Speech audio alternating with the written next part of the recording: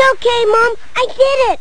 Honey, you mustn't scare me like that. Don't you know you're all I've got? Don't worry, Mom. I'll protect you. See? Yes, but I don't want you playing with something so sharp. No, it's a spear. Don't you see? Any lizard tries to hurt you, I'll take care of him. Well, that's fine, honey. Just don't hurt yourself, okay? Okay, you sleep. I'll stand guard till Dad gets back. Okay.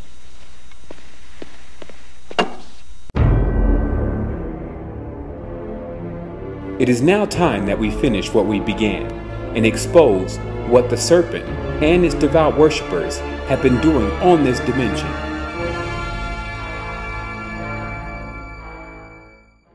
Before I begin this dissertation, I will take the moment to speak freely. Each human being is a unit of energy, and if that unit of energy, through cunning or through consent, decides to call upon a deity, an external force, or a god, seeking favors or seeking any outcome, they should be aware of what the repercussions may be. Esoteric knowledge is something that has taken some lifetimes to acquire. In this day and age, because many are not wise about the esoteric works, but have decided to use it as somewhat of a rap industry or a new way to fame, they've taken the esoteric knowledge and pulled out things that they have no clue of what the disaster will be if it continues. These people, imagining the spiritual path as a road to riches, have evoked mammon. This has in turn evoked cataclysms that the world is seeing right now, because individuals are being encouraged to worship gods that have brought about destruction through history, and in every single publication of them that has ever been authenticated, their roles have always been destroyers. Now that a new day is upon us, individual spiritual energy is stronger than ever, and if that energy is taken and then harvested and used to bring about the same destruction that we have faced in the past, then it is no doubt that the world will be just as they say in the myth, a serpent eating its tail, or repeating. What many will not have the courage to say and will not stand up against, we will reveal easily. Here at the Resistance 2010, our main objective is to allow people to have the freedom that is associated with enlightenment. Here at the Resistance, we do not entertain information that cannot be verified, but it is verifiable that the deities that are mentioned later on in this recording by the individuals who are mentioning those names have been recorded through history to be a part of the negative force that has been keeping human beings from ascending and on this dimension for so long, giving up their energy. One should think of the ramifications of now shedding light upon the subject and its far-reaching consequences to the physical and the spirit body, which stretches far beyond the second death. There are real, demonic, and reptilian perpetrators that have infiltrated the dimension and seek to purport their deadly knowledge upon the human race. The title of this video, Serpent Worship, should not indicate that we are just talking about Ophalatrea.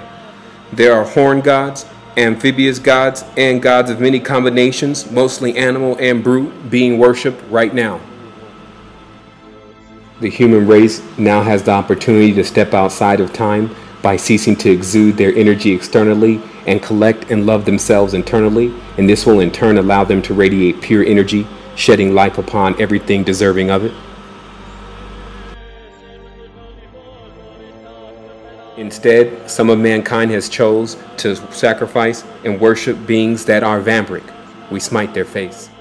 For once, in a span of aeons, we incite the human race to stand for itself and to stop looking to alien or foreign forces for self-benefit and ill-gotten gain.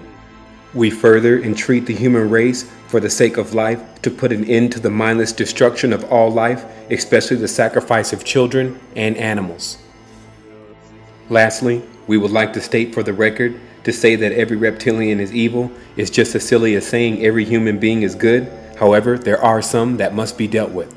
Furthermore, there is a such thing as reptilian or snake-like cunning behavior that can be identified in the host of the dark serpent, and this is also what is meant to when we refer to the serpent.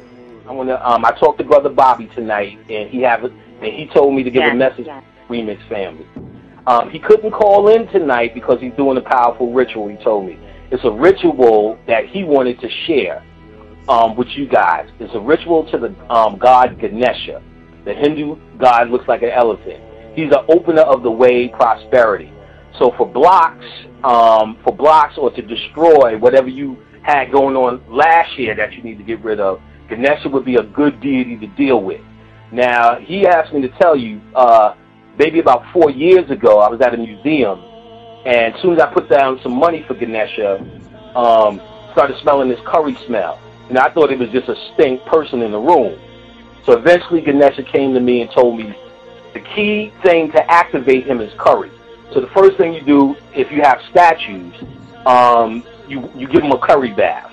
Now, I did that. It was wonderful. It all happened. Things went like they were supposed to go. Maybe 2 years after that, which is about a year ago now, Bobby was telling me some things, and Ganesha came back, told him to do it. So Bobby did, soaked all, he gave his statues a curry bath. Basically just put powdered curry in the bathtub, put the statues in there. After that, the prosperity came through almost like clockwork. Something really amazing to deal with that deity.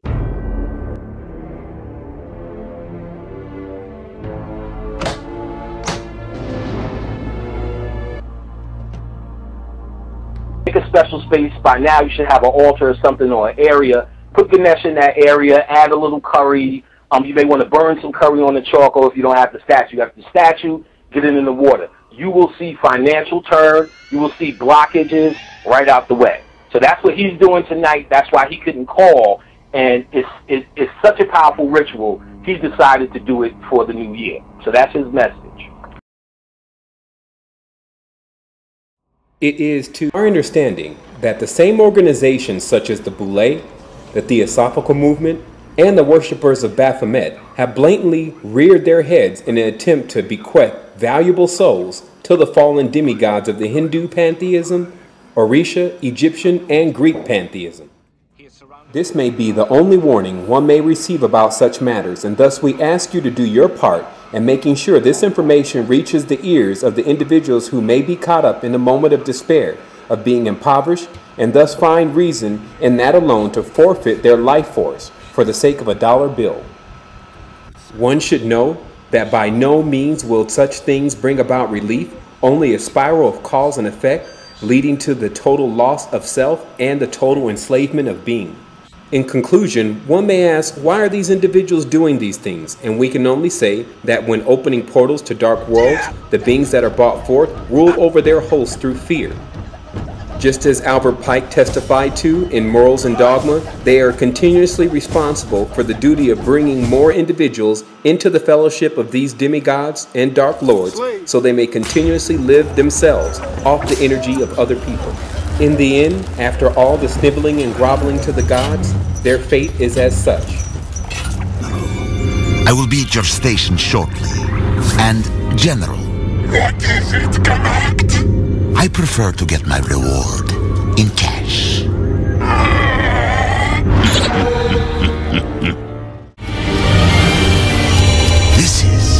This is General Grievous.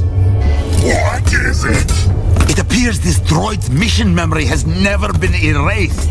It contains every Republic formation and strategy they have. Good work. You certainly earned your fee this time. More than my fee. This droid is worth more, I get paid more.